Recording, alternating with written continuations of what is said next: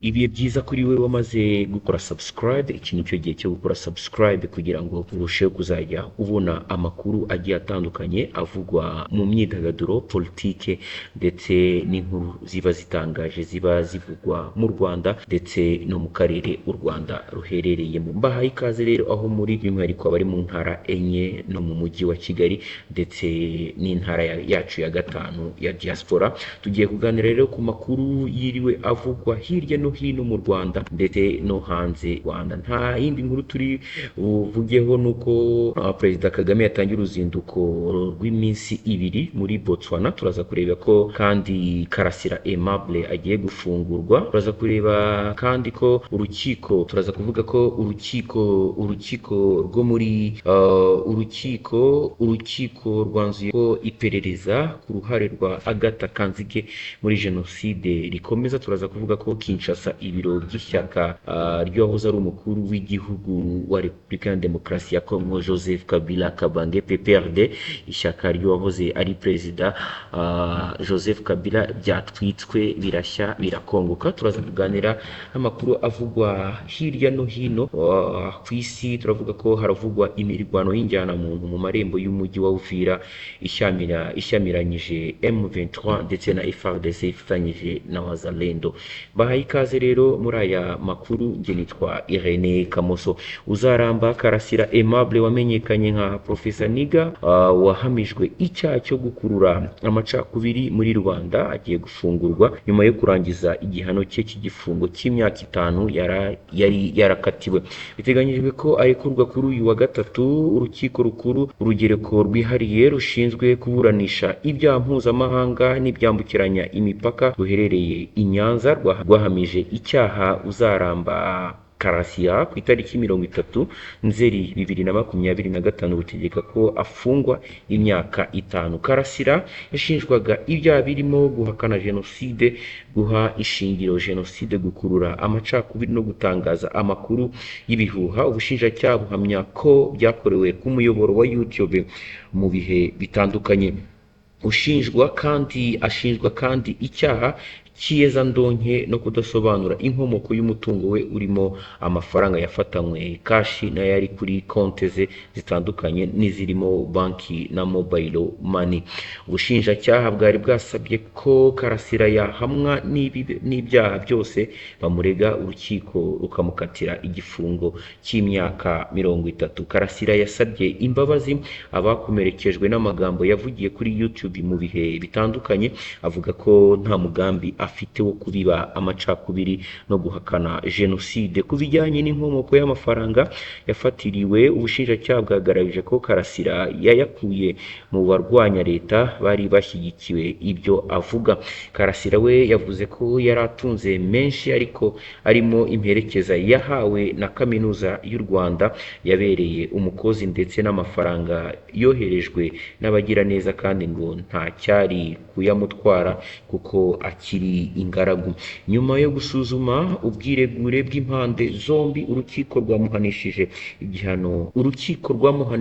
igihano cy'igifungo cy'imyaka 5 ndetse runategeka ko imitungo yafatiriwe irekurwa. Karasira yatawe muri yombi muri Gicurasi 2021 akaba yari afungiwe mu igororero rya Nyarugenge. Wibaze neza ugende ku buryo iminsi igize umwaka mu igororero ibarwa. Karasira Aimable yarangije igihano cye ku itariki 6 Gicurasi 2026. Ubuyobozi bw'igororero rya Nyarugenge bwatangarije igihe dukesha iyi nkuru ko nubwo Karasira Aimable atarasohokamo ariko yamaze kumenyeshwa ko ataha. Karasira Aimable nubwo atashye, ubushinjacyaha bwari bwajuririye icyemezo cy'urukiko cyo gufungwa imyaka 5. Urubanza mu bujurire rukaba rutaraburanishwa. Igororero ryo ryagaragaje ko iyo bugiye gufungura umuntu burebera gusa ku cyemezo kimufunga cyashyizwe muri systeme y'ikoranabuhanga yifashishwa. Umwe mu banyamategeko baburanira Karasira, Maître Gashema Felicien, nawe yabwiye igihe ko kujurirwa bidakuraho ko Karasira afungurwa akazaburana mu rukiko rw'ubujurire ari hanze. Izina Karasira izina rya Uzaramba Karasira Aimable ryamaze igihe rivugwa imyato, kuko benshi mu bahanga mu by'ikoranabuhanga bamunyuze mu biganza abacuramo abantu bakomeye mu basohokaga muri yari kaminuza nkuru y'u Rwanda. Ahagana mu mwaka w'ibihumbi 2010 yinjiye mu muziki yita Professor Niga, ndetse izina rye ryamamara henshi mu bakunzi ba hip hop bishimiraga ko iyi njyana yafatwaga nk'iy'ibirara yayobotswe n'intiti nk'umwarimu wigisha muri kaminuza. Ngahe nguko ibya Karasira nuko nguko kuri no tariki 6 Karasira agomba gusohoka muri gereza ya Magera. Reka tugikomeza muzo manza z'inkiko, reka tuvuge ko urukiko rwanzuye ko iperereza ku ruhare rwa Agatha Kanzige muri jenoside yakorewe abatutsi rikomeza. Urukiko rw'ubujurire rwa Paris mu Bufaransa rwasabye ko hakomeza iperereza ku ruhare umugore wa Habyarimana Juvenal Agatha Kanzige akekwaho muri jenoside yakorewe abatutsi muri Mata mwaka w'1994 no mu itegurwa ryayo rikomeza.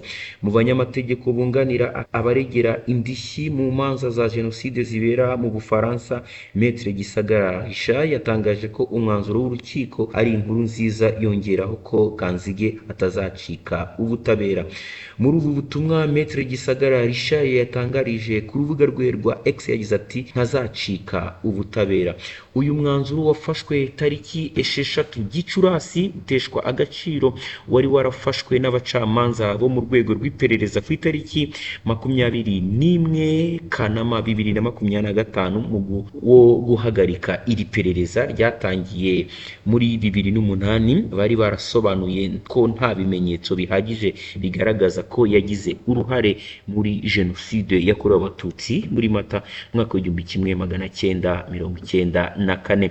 Ishami ry'ubugenzacyaha by'Ubufaransa rishinzwe kurwanya ibyaha n'iterabwoba PNIT ari naryo ryahawe ububasha bwo gukurikirana ibyaha bya jenoside ryateye utwatsi uyu mwanzuro, rigaragaza ko hari ibimenyetso n'ubuhamya byirengagijwe, riboneraho gusaba ko byakwitabwaho. Imiryango iharanira inyungu z'abaregera indishyi mu manza za jenoside mu mwaka wa 2008 yatanze ikirego mu Bufaransa isaba ko Kanzige w'imyaka 83 y'amavuko akorwaho iperereza mu ruhare akekwaho ku byaha bya jenoside byibasiwe inyokomuntu.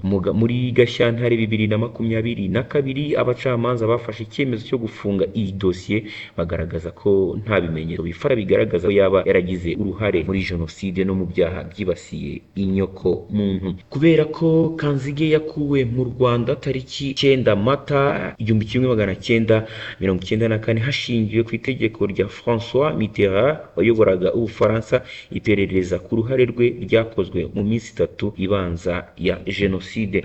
Muri Nzeri 2024 PNIT yagaragaje ko iperereza kuri Kanzige ryakozwe mu bikorwa bike ku gihe gito kandi humvwa abatangabuhamya bakeya. PNIT yasabye ko hakorwa iperereza ku bikorwa bya Kanzige byo kuva ku itariki ya 1 Werurwe kugeza tariki 9 Mata mwaka w'1994 imushinja n'ikindi cyacyo kugira uruhare mu mugambi wa jenoside. Nyuma y'umwanzuro wafashwe muri Kanama 2025 imiryango iharanira inyungu z'abaregera indishyi yagaragaje ko bitumvikana ko Kanzige atahamijwe kuba mu kazu kari kagizwe n'abo mu muryango wa Habyarimana n'inshuti za hafi bateguye jenoside yakorewe abatutsi kandi ibimenyetso bihamya ko yabagamo. Iyi miryango yagaragaje ko abacamanza bashingiye uyu mwanzuro ku buhamya bwatanzwe n'abantu batavugwaho rumwe barimo Gaspard Musabyimana wafashwe n'inzobere kandi bizwi ko yari umuyobozi wa RTLM, kimwe mu bitangazamakuru rutwitsi byabayeho mu mateka y'u Rwanda. Musabyimana kandi yagaragajwe nk'umuntu washyigikiraga ibikorwa byo guhakana jenoside, kenshi akanashyigikira ubutegetsi bwa Habyarimana binyuze mu icapiro yashinze mu Bubiligi. Reka tuve mu makuru avugwa mu Rwanda ndetse no hanze y'u Rwanda, reka tujye mu makuru avugwa mu karere u Rwanda ruherereyemo. Haravugwa iki mu karere? Joseph Kabila avuga ko nyuma y'uko twabagejeho inkuru y'uko Joseph Kabila ashyirirwaho impapuro zimuta muri yombi, ibiro by'ishyaka rya Joseph Kabila byatwitswe birashya birakongoka mu mujyi wa Kinshasa muri Repubulika Iharanira Demokarasi ya Kongo. Umujinya ukomeje kwiyongera muri sosiyete sivile ya Kongo nyuma y'itwikwa ry'icyicaro cy'ishyaka ry'abaturage riharanira kwiyubaka na demokarasi PPRD, ishyaka ry'uwahoze ari perezida wa Repubulika ya Demokarasi ya Kongo Joseph Kabila Kabange i Kinshasa. Kuwa kabiri tariki 5 Gicurasi, abanyamakuru ba Radio Okapi basuye aho hantu babonye ibimenyetso bigaragaza by'umuriro ku nyubako irimo icapiro ry'ishyaka giherereye kuri Boulevard ya Sandwe mu karere ka Kalumu mu mujyi wa Kinshasa.